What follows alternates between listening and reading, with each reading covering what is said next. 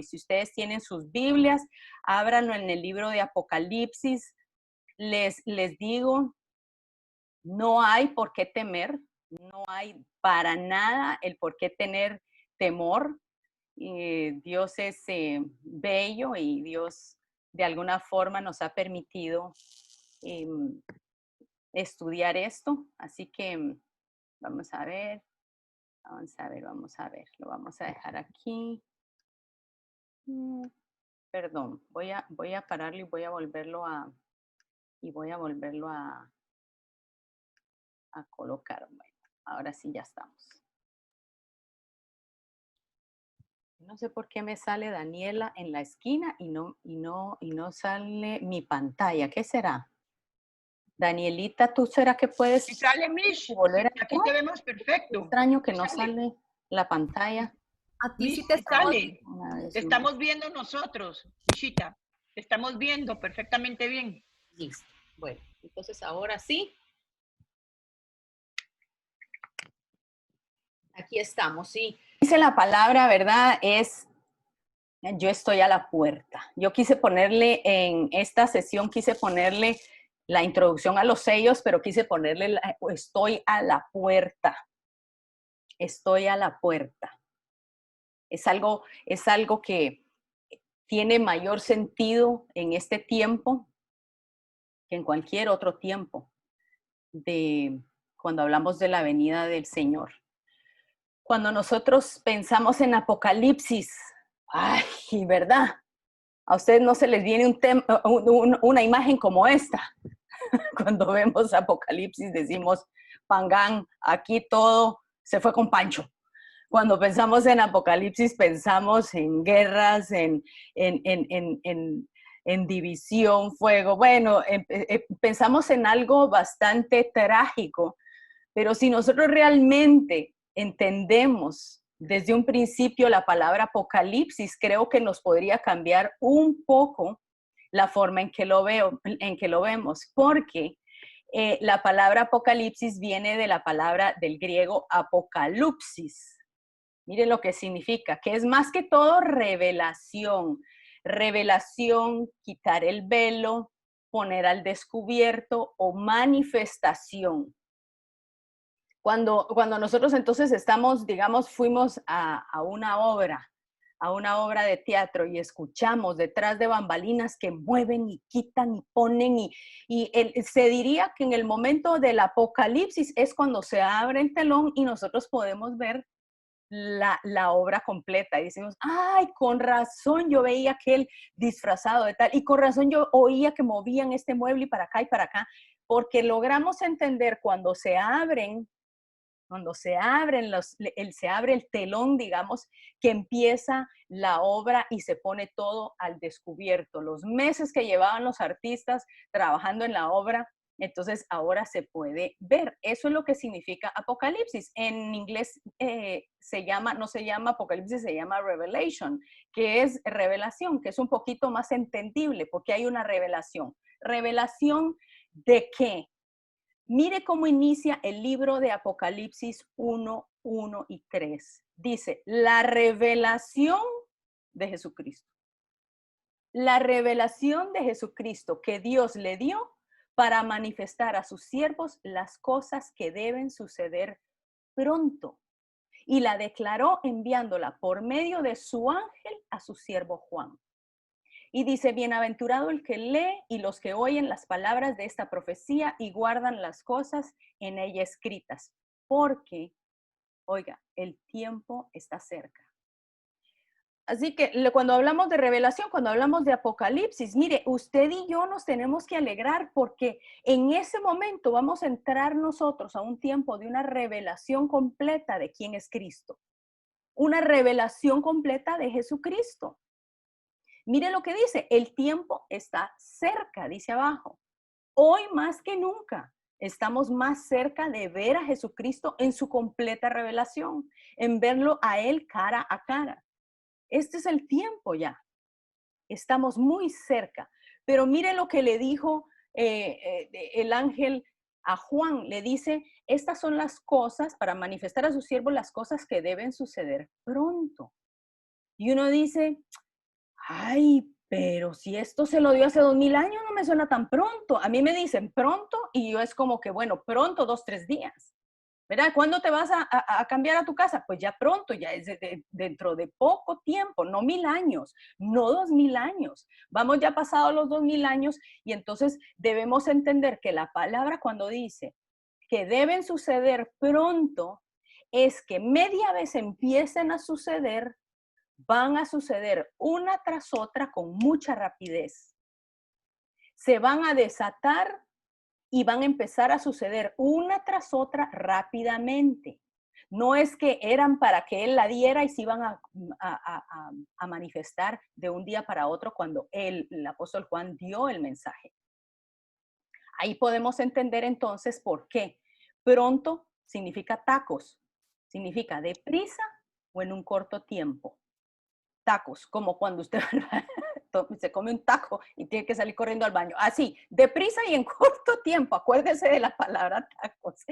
En Mateo 24, entonces podemos entender por qué Jesús dijo que habrán guerras y rumores de guerras, y habrán pestes, y habrán todo lo que Jesús dijo en este tiempo, y dijo, pero todavía no es el fin, pero todo esto es solo principio de dolores. Principio de dolores de parto. Recordemos para las que somos mamás, cuando empezábamos con el dolor de parto, no decíamos, ¡ay! Son otros 9 meses. No. Cuando nosotros empezamos con el dolor de parto, teníamos que poner todo en pausa, así como estamos nosotros ahora. Toda nuestra vida se nos puso en pausa. Toda.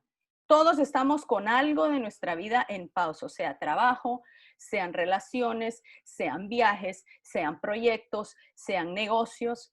Todos estamos ahorita en un tiempo de pausa porque cuando una mujer entra en trabajo de parto, ya no tiene tiempo para nada más que para agarrar la maleta y salir corriendo para el hospital si es que llega. Hay mujeres que no han llegado y yo no sé, eso podría ser mi peor pesadilla. Pero cuando un trabajo de parto inicia, naturalmente, no hay absolutamente nada. Pueden ser que con drogas, digamos, si no es el tiempo, pueden mantener para que la mujer no dé a luz con anticipación. Pero si es el niño está listo y el trabajo de parto inicia, no hay droga que pueda parar ese parto. ¿Correcto? Yo recuerdo que yo pasé en trabajo de parto pero me lo indujeron porque ya me había pasado el tiempo. Entonces me pusieron un suero que dolía, pero los dolores como caballo. Entonces, cuando el doctor salía, yo me bajaba el suero, imagínense. Entonces yo decía, esto es demasiado doloroso, entonces yo le bajaba el suero para que se me fueran los dolores. Eso yo creo que no se lo había contado a mi esposo si me está escuchando. Pero la cosa es que como no lograron hacer que tuviera el parto normal, pues entonces tuve que entrar a cesárea. Pero de que el bebé cuando está listo, viene, viene. Entonces Jesús cuando dijo, son principios de dolores, él dijo, y cuando empiece a suceder esto, van a empezar a pasar una serie de eventos deprisa y en un corto tiempo. Ya no van a ser los 9 meses, ya no van a ser los 2000 años, va a ser un corto tiempo. Se recuerdan cuando hablamos de que él dijo, voy a dar señales en la luna, las estrellas, lo dijo Pedro, lo dijo Joel, lo dijo el apóstol Juan, lo dijo el mismo Jesús. Si ellos lo dijeron, ellos no son astrólogos, son astrónomos, porque Jesús es el creador de los cielos y de la tierra. Él es quien mueve los astros, Él es quien mueve las estrellas, el sol y la luna y todo lo que hay en el universo. Cuando arranca en abril, llevábamos apenas un mes con todo esto de coronavirus. ¿Qué pasó con uno de los primeros, se acuerdan, los eclipses? Estaba exactamente en el vientre de Virgo y fue cuando nosotros pudimos decir, bueno, quizá nosotros estamos empezando con los dolores de parto. Conforme han ido pasando las cosas, nos hemos podido dar cuenta que quizás sí, estamos un poquito ya adelante con un poquito de dilatación.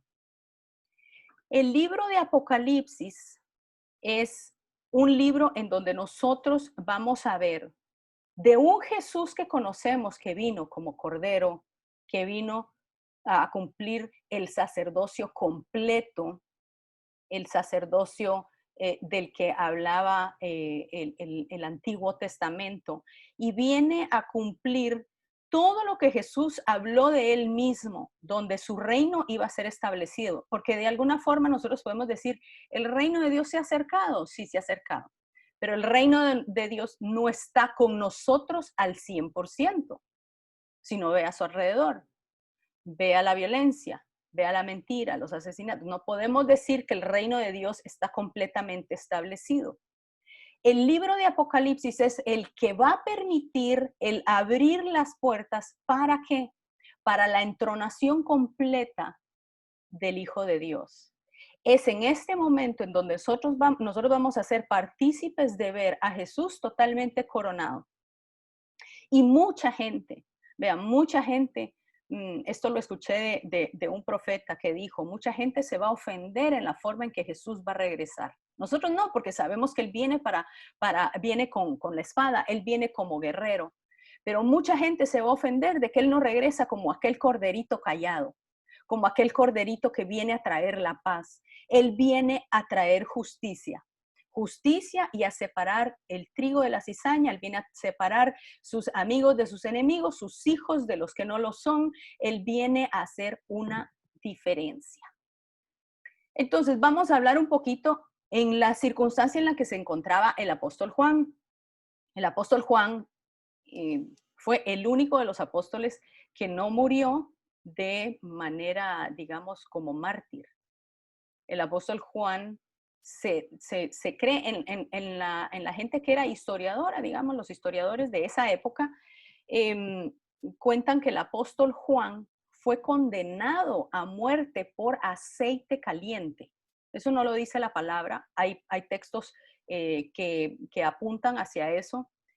No importa si es verdad o no, la verdad es que sí sabemos que el apóstol Juan paró en la isla de Patmos y fue allí donde él recibió toda la revelación del Apocalipsis. Como él sobrevivió la olla hirviendo de aceite, dicen, entonces lo enviaron a donde siempre que la ejecución no funciona, el reo es dejado libre en ciertas instancias. Entonces, eso pudo haber sido el por qué no lo mataron. Él era totalmente un enemigo, pues, político. Entonces, lo aíslan en la isla, era algo como Alcatraz, era una isla donde enviaban a varios reos, no solo a él. Y dice que en la isla, bueno, mucha gente, mire lo que dice la palabra, hay algo súper curioso porque en algún momento Jesús dijo que uno de ellos, ¿verdad? Uno de ellos no iba a morir. En este versículo de Juan, Jesús le está contestando a Pedro, ¿verdad? Pedro siempre como un poquito metiche, ¿verdad? Le dice, y Señor, ¿y aquel? ¿Y aquel qué? ¿Qué va a ser de aquel? Le preguntó de Juan. Y entonces Jesús le dijo, y si yo quiero que él se quede hasta que yo vuelva, ¿y a ti qué? Tú sígueme. Dice que se extendió entonces entre los hermanos el rumor de que aquel discípulo no moriría, pero Jesús no dijo que no iba a morir, ¿verdad? Si ustedes leen el contexto, Jesús no dijo eso. Es lo que le estaba diciendo a Pedro, a ti que te importe tu vida, que te importe lo que yo voy a hacer contigo, que no estés pendiente de toda la gente. Y creo que eso es un mensaje para todos. Ay, ¿qué está haciendo aquel? ¿Qué está haciendo aquella? ¿Y será que yo tengo que hacer lo mismo? Usted enfóquese en lo que Jesús lo llamó a hacer y hágalo con diligencia. No le importe lo que esté haciendo la gente, no le importe lo que diga la gente, usted simplemente haga lo que a usted el Señor lo llamó a hacer. Mire en Mateo 16, de cierto os digo que hay algunos de los que están aquí que no gustarán de la muerte, hasta que hayan visto al Hijo del Hombre viniendo en su reino. Y en ese momento allí se encontraba Juan con él. Entonces uno dice, pero ¿cómo que de cierto os digo que hay algunos que están aquí que no gustarán de la muerte hasta que hayan visto al Hijo del Hombre? La última vez que yo chequeé, la gente que estaba con Jesús hace 2000 años ya murió. Entonces Jesús estaba mintiendo. Entonces, ¿qué era lo que de qué estaba hablando Jesús? ¿De quién estaba hablando Jesús cuando él dijo, hay quienes no van a morir hasta que no vean al Hijo del Hombre viniendo en su reino? Pero usted sabe que eso sí se cumplió. Eso se cumplió cuando a Juan llega el ángel y le empieza a dar toda la revelación toda la revelación del Apocalipsis y Juan ve a Jesús viniendo en su reino. Entonces, ya sea por visión o físicamente, Juan lo vio. Y fue hasta después de haberlo visto que Juan muere. Mire cómo dice Juan. Yo, Juan, vuestro hermano y compañero en la tribulación, en el reino y en la perseverancia de Jesucristo, estaba en la isla llamada Patmos, por causa de la palabra de Dios y del testimonio de Jesucristo. Estando yo en el Espíritu en el día del Señor, oí detrás de mí una gran voz, como de trompeta, que decía, yo soy el Alfa y la Omega, el primero y el último. Ay, imagínese usted en ese momento que a usted se le aparece Jesucristo. Le dice, yo soy el Alfa y el Omega. Yo no puedo imaginarme hacer otra cosa más que postrarme delante de Él. Pero hay algo que Él dijo. Dice que Él estaba en la isla llamada Patmos. Miren lo que dice. Él no dijo porque yo fui uno de los discípulos, porque yo pertenecía a cierta denominación de una iglesia, porque yo tenía la crucecita, tenía la calcomanía del pescadito en el carro. Pues, mire lo que dice la palabra. Por causa de la palabra de Dios y del testimonio de Jesucristo. La única verdadera razón por la que los cristianos van a ser perseguidos y han sido perseguidos en el tiempo de la historia es por la palabra de Dios, no es por denominación. Si usted no ha sentido persecución o si la gente no se ha burlado de usted en algún momento, no es por su denominación, sino quizá porque no hay palabra. Pero si hay palabra de Dios en usted y usted habla, usted sabe que la persecución va a empezar. Nadie lo va a perseguir por su religión. Lo van a perseguir por la palabra de Dios que usted mantenga fiel y verdadera. La gente que ha sido torturada se le da de último la oportunidad de negar a Jesucristo, el testimonio de Jesucristo. Y cuando ellos dicen, lo siento mucho, Él es mi rey, Él es mi salvador, son ejecutados por la palabra, no por su denominación religiosa, por la palabra y el testimonio de Jesucristo. Entonces se le aparece Jesús y ¿qué hace? Imagínense lo que él ve en este momento. Dice que, a ver quién lo quiere leer. Silvita, tú estás ahí, ¿lo quieres leer? Y aquí estoy, no, es que no sé si sale. Aquí estoy. Me volví. Ay, Apocalipsis. ¿Me oís ahí? Ahí estamos. ¿Ok? Apocalipsis 1, 12 al 15. Tú lo puedes leer, Silvita. O si no, Zaira. Me volví para ver la voz que hablaba conmigo. Y vuelto. Y vi 7 candelabros de oro. Y en medio de los 7 candelabros a uno semejante al Hijo del Hombre, vestido de una ropa que llegaba hasta los pies y tenía el pecho ceñido con un cinto de oro. Sus cabezas y sus cabellos eran blancos como la blanca lana, como nieve, sus ojos como llama de fuego. Sus pies eran semejantes al bronce pulido, refulgente como en un horno, y su voz como un estruendo de muchas aguas. Gracias, Silvita. En ese momento, él ve a Jesucristo en las nubes. Y cuando él dijo, algunos de ustedes no van a gustar de la muerte. Se cumple la palabra en el apóstol Juan. ¿Qué es lo que él hace? Él cae de frente totalmente. Y él cae, quiere seguir.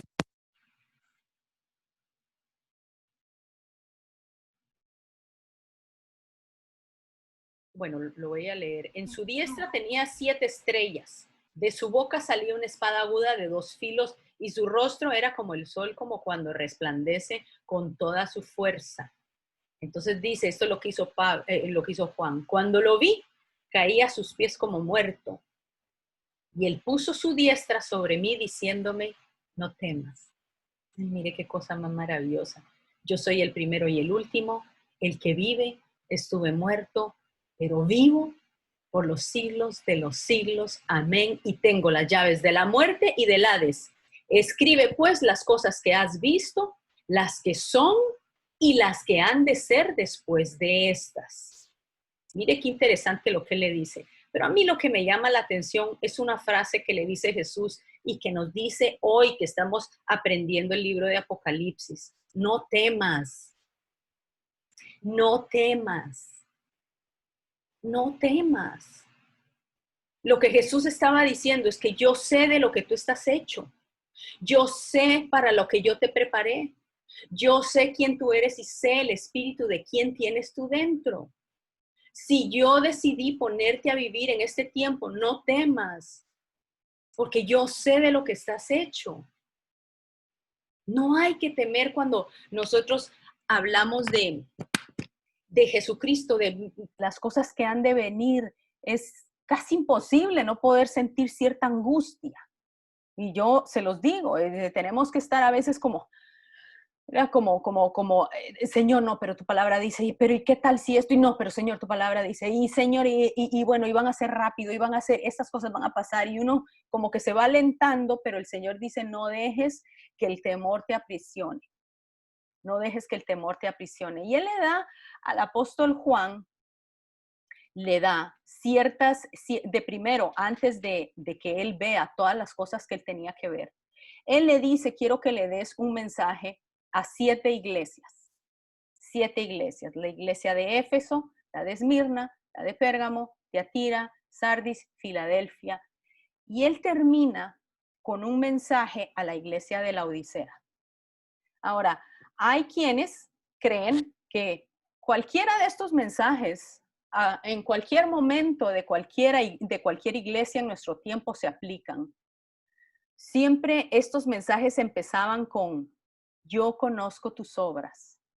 El Señor inicia cada uno de esos 7 mensajes y les dice, yo conozco tus obras, pero, y les da una advertencia, les da algún reclamo, les da alguna situación en donde deben mejorar y luego les da una promesa que va a venir con el cambio o la obediencia de ellos.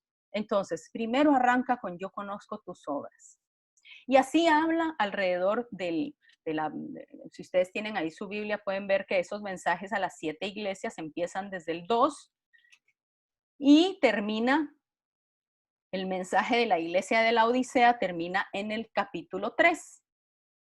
Cuando termina al mensaje de la Odisea, si bien estos mensajes entonces se pueden aplicar a cualquier iglesia, muchos historiadores han creído o han podido poner un paralelo en los tiempos de la iglesia y en el tiempo en que representa cada una de esas iglesias. No sé si me estoy dando a entender, de que los mensajes que mandaba a la iglesia de Éfeso era la iglesia que estaba iniciando, la de Esmirna, la que le siguió, y así consecutivamente con la historia del mundo. Y muchos dicen que la iglesia de la Odisea iba a ser el tiempo en donde la iglesia como tal iba a llegar a una pausa. ¿Por qué? Porque se iban a desatar entonces lo que nosotros vemos que luego inician los sellos del Apocalipsis. Esta iglesia iba a ser quizá la última iglesia de la historia de la iglesia.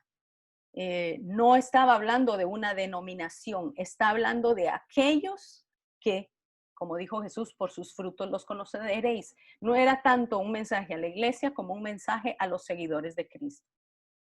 Entonces yo leía y yo decía, Señor, si nosotros realmente somos la iglesia de la Odisea, porque vaya si no estamos en una Odisea, pero la iglesia de la Odisea es junto, la Odisea. Tenemos que aprender de las cosas que Jesús le habló a la iglesia de la Odisea, porque nosotros somos entonces, si nosotros vamos a ver entonces lo que ya estamos viendo, quiere decir que nosotros tenemos que ponerle mucho oído a lo que el Señor le dijo a esta iglesia. Y la iglesia de la Odisea, estas son las ruinas de la iglesia de la Odisea. Vea la calidad de templo. Para que haya sobrevivido hasta este tiempo, esta es la iglesia de la Odisea. La iglesia de la Odisea tenía mucha riqueza. Tenía gente muy pudiente. Digamos, el sueño de todo pastor. Que haya suficiente para que la iglesia crezca y se le pueda dar afuera. Era una iglesia de mucha gente con demasiado. La Odisea era un tiempo en donde había bastante comercio, y una de las cosas que identificaba a esta parte de la Odisea era de que ellos tenían un colirio especial que era especial para las infecciones. Ahí como que ahí lo producían, no me pregunte de qué lo hacían, pero era un colirio que servía para los ojos, y eso pues digamos en la cosa de la medicina. Era una iglesia con bastante influencia económica. Y Jesús le dice a la iglesia de la Odisea. Zaira, ¿tú quieres leer eso? Apocalipsis 2, del 15 al 17. Yo conozco tus obras, que ni eres frío ni caliente. Ojalá fueras frío o caliente, pero por cuanto eres tibio y no frío ni caliente, te vomitaré de mi boca.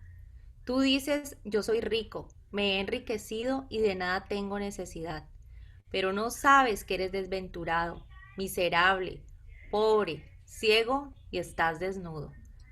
Fuerte. Wow. Esa es la palabra que el Señor está hablando al último tiempo de la iglesia. Eso es una palabra fuerte. Dice, yo conozco tus obras, que no eres ni frío ni caliente.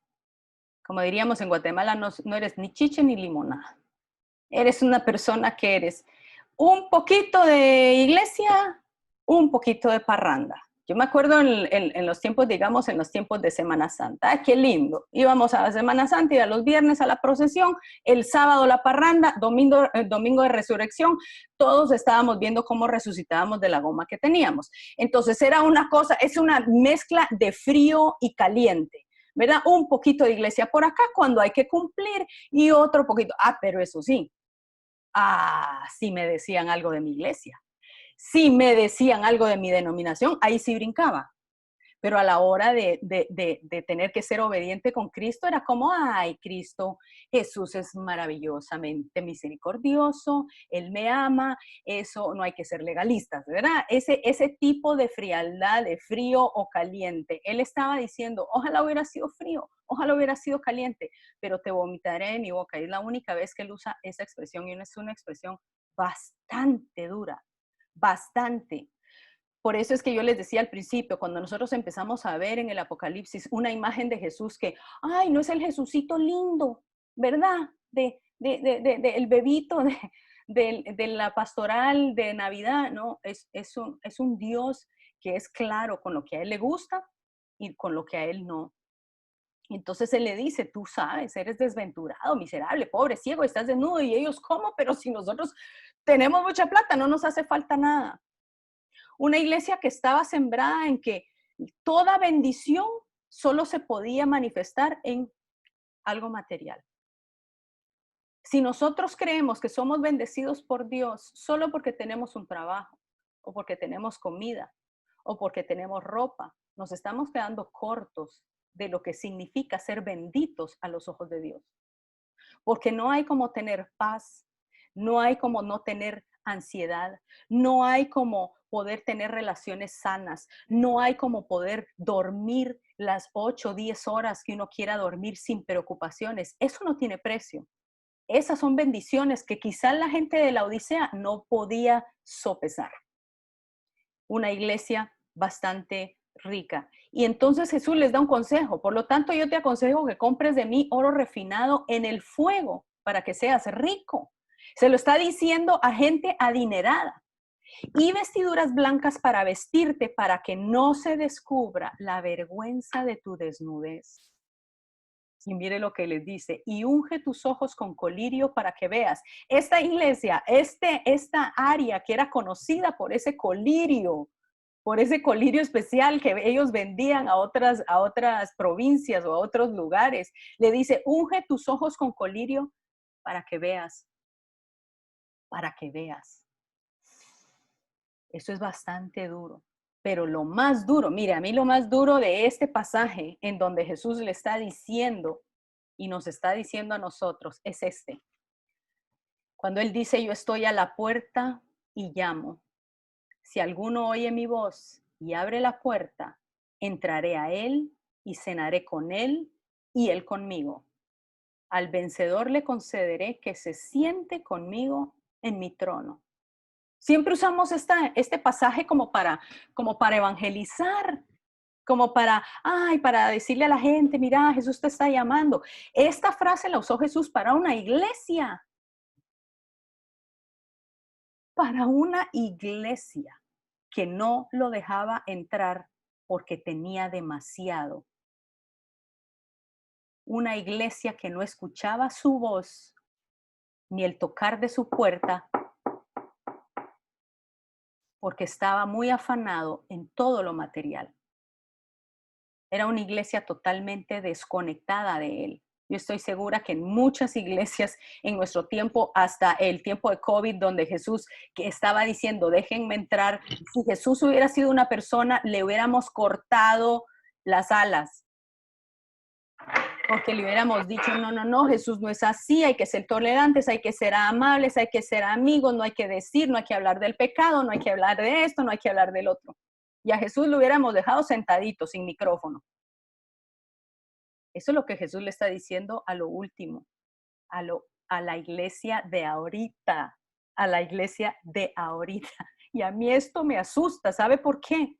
Porque para mí, cuando yo ahora leo esto, yo no sé si para usted, estoy seguro que también, cuando él dice, yo estoy a la puerta y llamo, y si alguno oye mi voz se abre la puerta,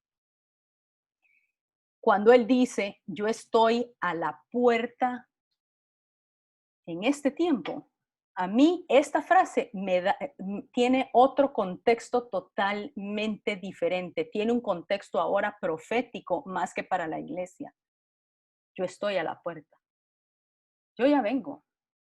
Yo estoy a la puerta. Es impresionante la cantidad de niños y de gente que está teniendo visiones y está teniendo sueños en donde Jesús les dice, ya yo vengo. Ya yo vengo. Y uno dice a los niños, pero ¿cómo es eso? Se les está revelando a gente adulta. Gente está teniendo visiones y Jesús les está hablando. De repente oyen una voz, ya yo vengo, ya yo vengo, ya yo estoy a la puerta. Yo creo que los manteles de la celebración celestial ya están puestos, ya están poniendo las últimas florecitas en los floreros, ya están poniendo los puestos, están chequeando las luces, los micrófonos. Yo creo que nosotros, y lo estuve diciendo desde hace unos 5 años, que nosotros éramos la generación que íbamos a ver la venida de Cristo, y estoy 100% segura de eso, 100%, 200%, 200%.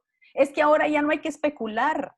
Vea, a mí me da una risa porque hablaba con Ana, yo no sé si Ana está por ahí, y le digo, Ana, yo no me siento ahorita como una maestra de Biblia, yo me siento como una reportera bíblica, porque las cosas están pasando a tal velocidad, live, digamos, suceden ahorita, estaban escritos, estaba escrito, vuelve a pasar, y es una cosa que ya uno no se tiene que especular mucho, está tan claro que quien quiera decir, no, eso no es cierto, Michelle se está sacando estas cosas de la manga, no se puede, porque Él está a la puerta. Jesús está a la puerta. Vea, cuando, Zaira, ¿quieres leer eso?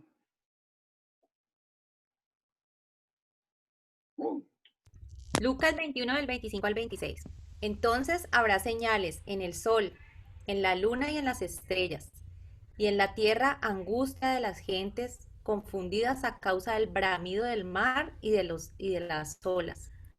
Los hombres quedarán sin aliento por el temor y la expectación de las cosas que sobrevendrán en la tierra, porque las potencias de los cielos serán conmovidas. Esto es rudo, porque él dijo, en la luna hemos visto una cantidad de eclipses ahora que es realmente ridículo en las fechas que han caído y la forma en que Dios ha hablado a través de la luna. Tenemos ¿se acuerdan? Todas estas 2 semanas hemos tenido, que me lo mandó Silvia, yo por aquí creo que lo tengo apuntado, ¿cómo es que se llama? El cometa que ha estado pasando, que es el cometa más brillante en no sé cuántas décadas. El más cercano o el más brillante, ¿se acuerda? Era el cometa Halley. Los que nacieron después de quizá los 80, pues no se saben, ahí pueden saber entonces ya la edad de nosotros, pero vemos que Jesús mismo lo dijo.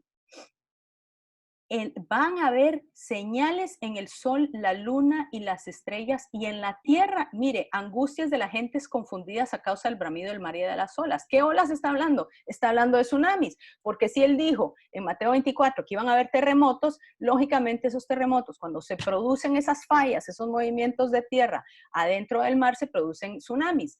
El día precisamente de ayer.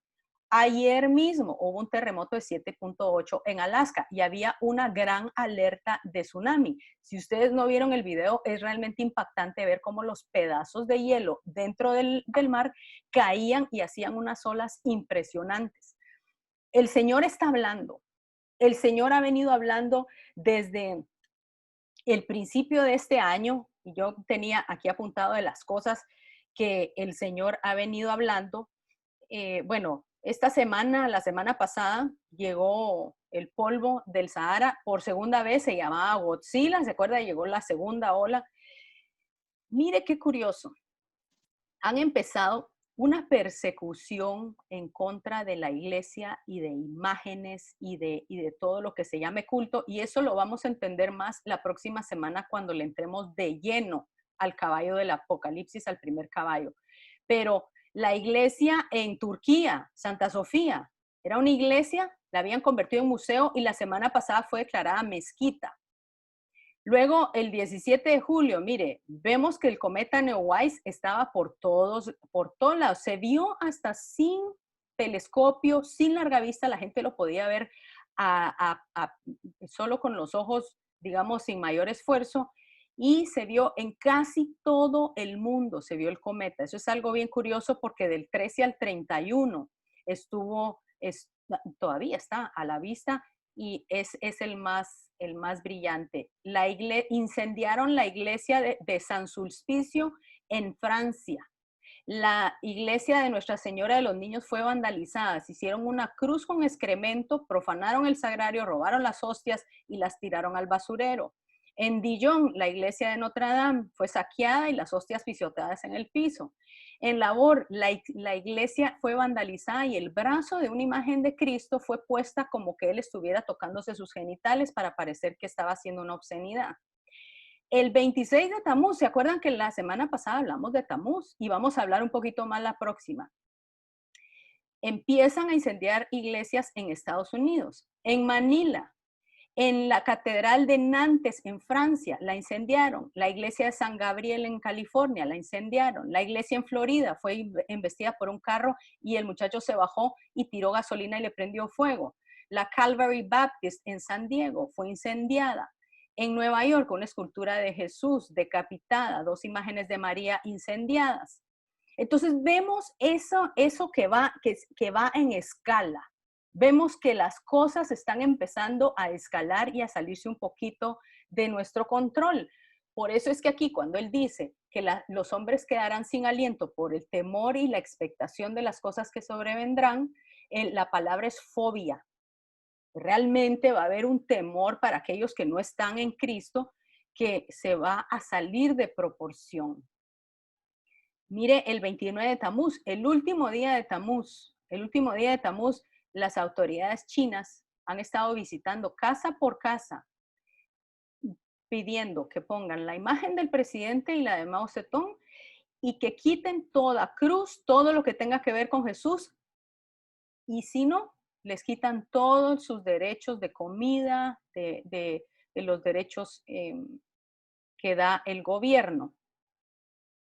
Y luego el 1 de Av, mire el 1 de Av, arranca, el 1 de Av fue el día de ayer, sí, arranca con un terremoto. Hay un tornado en Patzún, en Guatemala, que nunca habían experimentado un tornado. Luego hay una tromba, que es un tornado en el agua, en el lago de Izabal. Y son cosas que uno dice, pero Señor, esto no se habían visto, pero las cosas se están acelerando. Y luego vamos a comentar de algo que pasó también el día de mañana. Pero aquí nos da el Señor una palabra bello, bello, bello. A mí realmente me emociona cuando leo esto porque Él dice, entonces verán al Hijo del Hombre que vendrá en una nube con poder y gran gloria. Cuando estas cosas empiecen a suceder, mire, cuando empiecen a suceder, erguíos y levantad vuestras cabezas, porque vuestra redención está cerca. Gloria a Dios por eso. Vamos a ver al Hijo del Hombre venir en esas nubes y vamos a ver que nuestra redención va a estar bastante cerca. Eso tiene que ser lo que nos motive en estos tiempos, no dejándonos distraer de lo que está sucediendo, no dejándonos distraer por todo lo que lo que va a acontecer. Tenemos que tener nuestra mirada nada más puesta en Cristo. Nada más en Cristo, llenarnos de la palabra, buscando su presencia, buscando qué es lo que Él quiere para nosotros. Entonces continuamos con Apocalipsis. Voy a mover esto para acá. A ver. En el capítulo 4 de Apocalipsis, no lo vamos a leer todo, pero después de los mensajes a la iglesia, el apóstol Juan recibe una visión. Y mire lo que dice, es que a mí me impresiona cómo arranca el capítulo 4. Si ustedes tienen ahí su Biblia, léanlo. Y si no, ¿saben qué? Vuélvanlo a ver cuando lo subamos a YouTube. Yo lo subo entre hoy y mañana, porque estos son estudios que no se pueden nada más escuchar, como cuando uno va en el carro o algo así. Pero si usted ve en el carro, gloria a Dios, no importa. Pero para de verdad sacarle el jugo al estudio, vuélvalo a ver con su Biblia en mano para que usted pueda ir apuntando. Y el número 4 arranca, dice, miré de esto, después miré de esto, y he aquí una puerta abierta en el cielo. O sea, a Juan se le abrió una puerta de oportunidad, una puerta de revelación, y eso es lo que yo le oro al Señor todos los días, porque yo le digo, Señor, esto es tan difícil que dame, por favor, sabiduría para saber qué es lo que tengo que hacer. Pero en este momento, el mensaje de las iglesias se le habían dado cuando él estaba, digamos, en la isla de Patmos. En este momento, el que le da la revelación le dice, ahí en el versículo 1, le dice, sube acá y yo te voy a mostrar las cosas que sucederán después de estas. Miren, nada, usted le dice a la gente que bueno, que el Apocalipsis, usted hable del Apocalipsis con cualquier persona que no pueda diferenciar entre lo espiritual y lo natural y se mueren de risa. La parte espiritual, la parte de entender el Apocalipsis solamente se puede entender a nivel espiritual. No hay de otra. No podemos entender de ninguna otra manera la profecía bíblica si no es a través del Espíritu de Dios revelándola a nosotros. Solamente. Y cuando Juan sube y ya él está entonces viendo las cosas desde otro ángulo. Él sube y lo que él queda totalmente anonadado, queda impactado, es del trono de Dios. Imagínese el trono de Dios. El profeta, creo que fue el profeta Isaías, que él subió y cuando él vio el trono de Dios, él no dijo, ¡ay, qué lindo! Él dijo, muerto soy, hombre, muerto soy. Hoy sí caigo fulminado porque la gloria de Dios es tan poderosa en ese lugar que si realmente no tenemos una protección divina, caemos fulminados, como cucarachitas con baigón. Entonces él sube y lo que a él le estaba impresionado era entonces el trono. Y si ustedes ven ahí, él dice que él veía truenos, y veía relámpagos, y veía voces, y veía que delante del trono, si ustedes ven los 4 como ángeles que están ahí, esos seres vivientes, si ven atrasito, hay 7 lámparas de fuego, que son los 7 espíritus de Dios.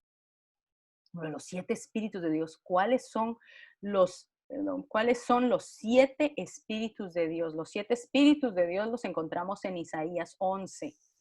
Hablaba aquí de los espíritus que iban a reposar sobre el siervo de Jehová, sobre Jesús. Dice, Silvita, ¿quieres leerlo? Y reposará sobre él el espíritu de Jehová, espíritu de sabiduría y de inteligencia, espíritu de consejo y de poder, espíritu de conocimiento y temor de Jehová. Miren, ustedes oren Órenle. 11:2, sobre su casa, sobre sus hijos, declaren sobre él el espíritu de Jehová, espíritu de sabiduría, inteligencia, consejo, poder, conocimiento y temor de Dios. Declárenlo sobre su familia, declárenlo sobre sus vidas. Estos son los 7 espíritus que reposaban sobre Jesús, y eso eran las 7 lámparas que se veían delante del trono. Si nosotros vemos entonces la lámpara que estaba dentro del lugar santo, donde entraban los sacerdotes a ministrar, a mantener siempre encendida esa lámpara, la mantenían encendida con el aceite primero que salía de las olivas, que era el aceite más puro. Ese aceite llegaba a la gente y lo donaba, digamos, lo llevaba como una ofrenda, para que este candelabro siempre se mantuviera encendido. Y no era un candelabro pequeño, era un candelabro casi del tamaño de una persona, bastante grande. Esos son los 7 espíritus. Recordemos que la menora, así se llama el candelabro, la menora, tiene 7 brazos. Y vamos a ver cómo en los últimos tiempos, a la vista de la menora, vamos a ver cómo se van desarrollando los 7 sellos. Miren, eso es algo impresionante. Pero no, lo voy a mencionar mejor después. A ver, ¿quién está? Carlín, ¿estás por ahí? ¿Tú quieres leer esto? Fíjate que lo miro borroso, Mish, no lo puedo ver. Yo lo leo. Yo lo puedo leer. Ok. También delante del trono había como un mar de vidrio semejante al cristal, y junto al trono y alrededor del trono había 4 seres vivientes, llenos de ojos por delante y por detrás. Cuando nosotros tratamos de entender los seres vivientes, los monstruos, las cosas que se ven en el Apocalipsis, siempre recuérdese que la Biblia explica la Biblia. La Biblia es la que mejor puede explicar la Biblia, no lo que una persona se le ocurrió, no porque lo que una persona lo soñó. La forma en que nosotros desciframos las cosas que aparecen en la Biblia es buscando, porque la Biblia siempre va a tener la respuesta a todo lo que aparece en la Biblia, especialmente a esto. Mire qué cosa más rara, habían 4 seres vivientes llenos de ojos por delante y por detrás. Una imagen bastante rara, pero aquí lo que yo quiero que ustedes vean es las caras de cada uno de los 4 seres vivientes, porque vamos a ver quiénes eran los 4 seres vivientes. El primer ser viviente, mire, era semejante a un león, el segundo a un becerro, el tercero con rostro como de hombre y el cuarto como de águila. Mire qué curioso, tenían 6 alas y alrededor y estaban llenos de ojos de día y de noche sin cesar. Decían, santo, santo, santo es el Señor todopoderoso, el que era, el que es y el que ha de venir. Nosotros decimos, pero ¿qué son estos bichos tan raros? Es que hay unas cosas tan extrañas que vamos a ver en el cielo que definitivamente, si nosotros a veces salimos y vemos un gusano o vamos al mar y vemos unos animales tan extraños, bueno, imagínense en el cielo, imagínense lo que nosotros vamos a ver ahí.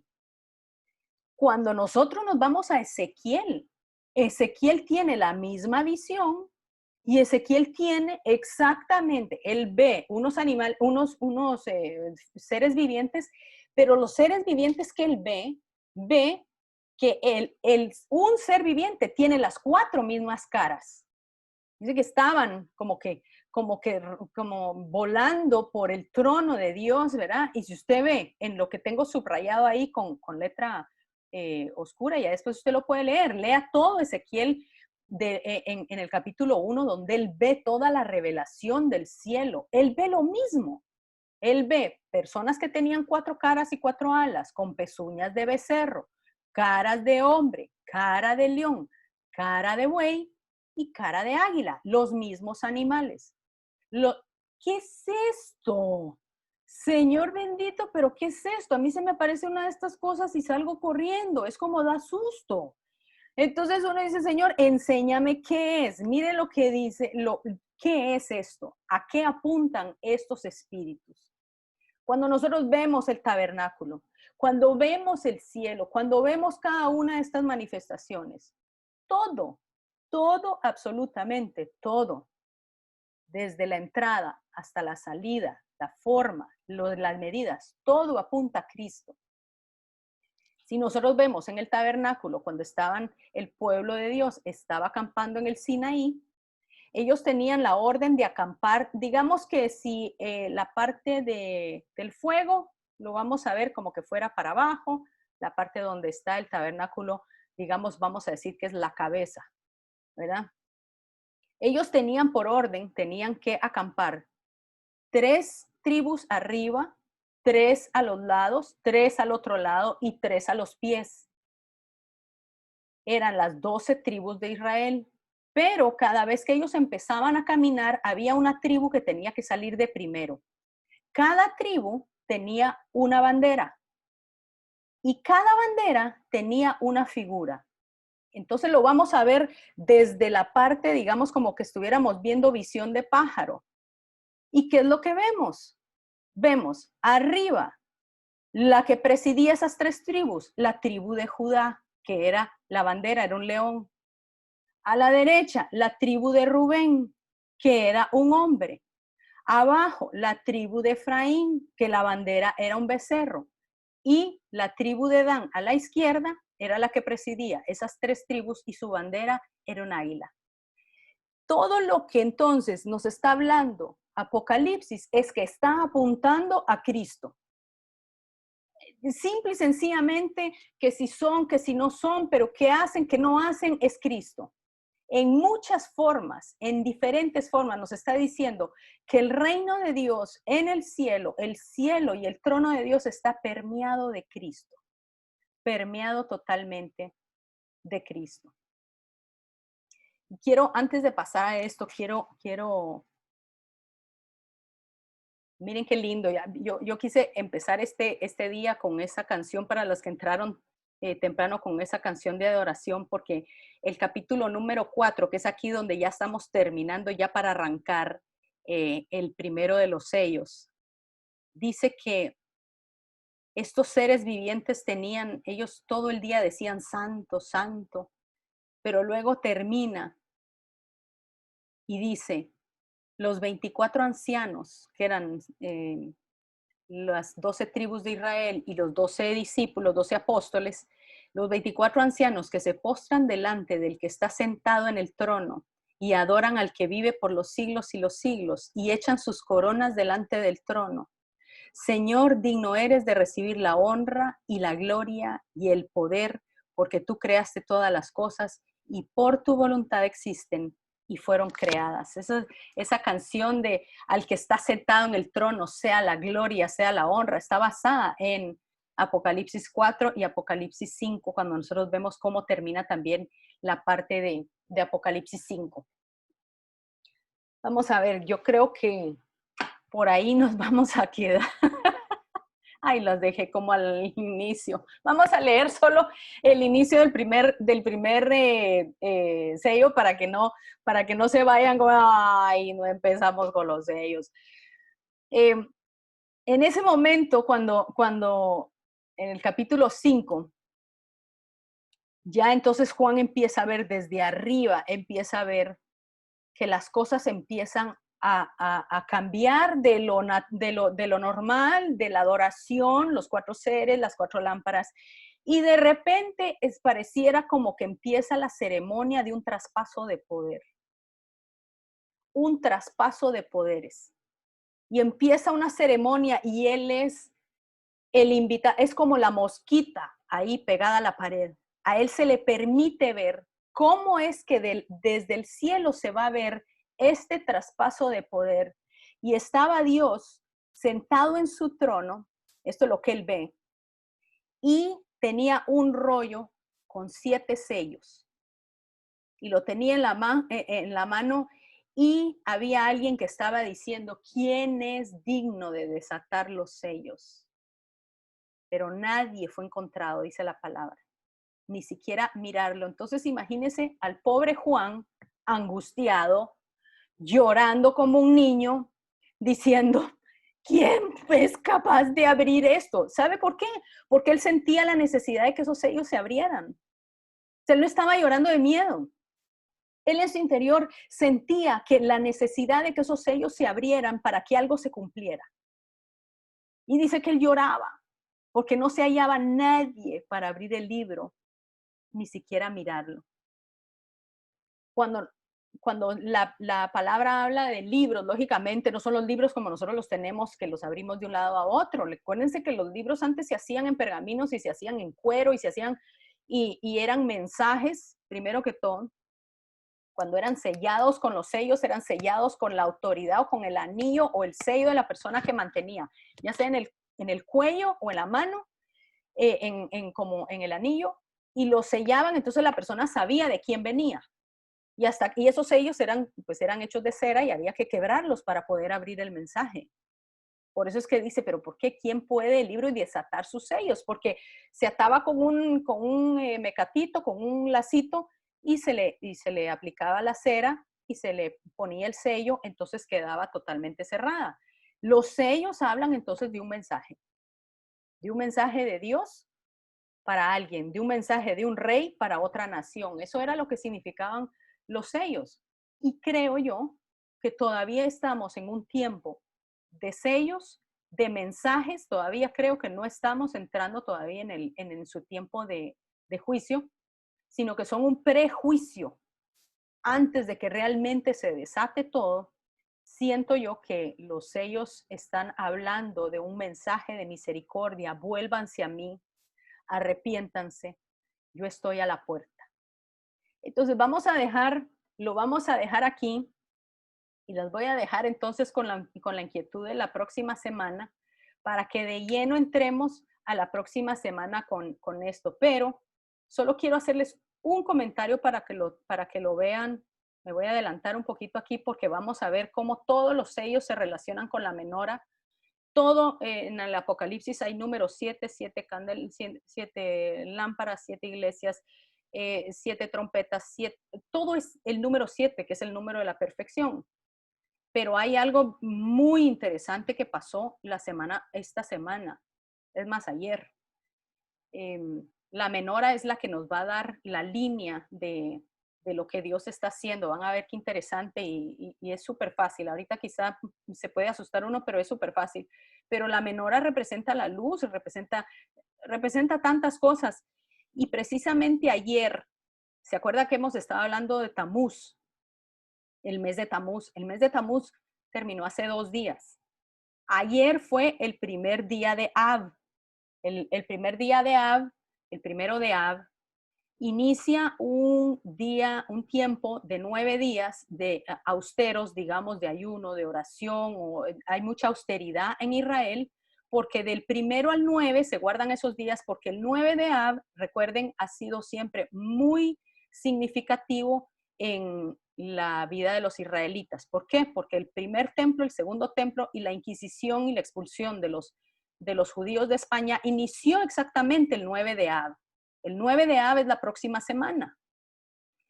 El 1 de Av inició ayer y hubo ayer una manifestación antifascista enfrente del Parlamento, en la menora que está puesta frente al Parlamento de Israel, donde una mujer se subió con la bandera antifascista y protestando, ¿verdad?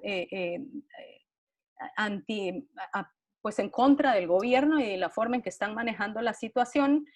Y la mujer se subió a la menora y se quitó la blusa, se quitó el brasier y la mujer quedó totalmente desnuda de arriba en la parte de arriba.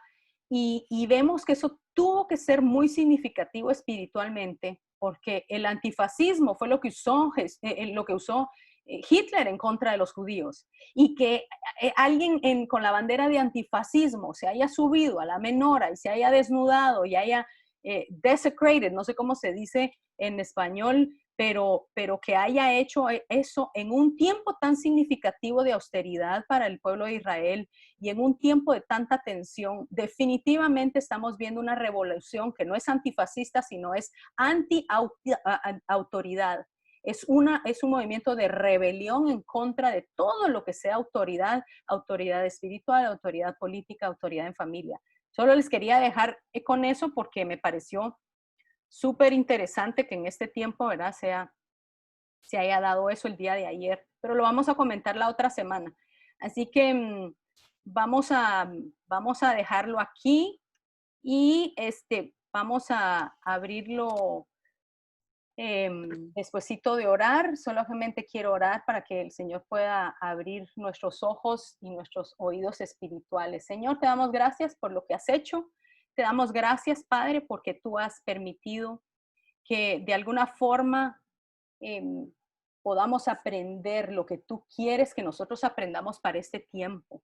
Yo oro, Señor, para que las personas que están viendo esta enseñanza, especialmente en mi vida, Señor, pueda haber una revelación para poder entender y explicar tu palabra como tú quieres que la entendamos.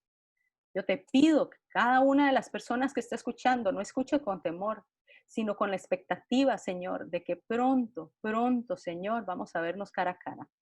Y que tú tienes nuestra vida en tus manos. Y que tú eres quien nos sostiene. Tú eres nuestra paz. Tú eres quien nos ministra.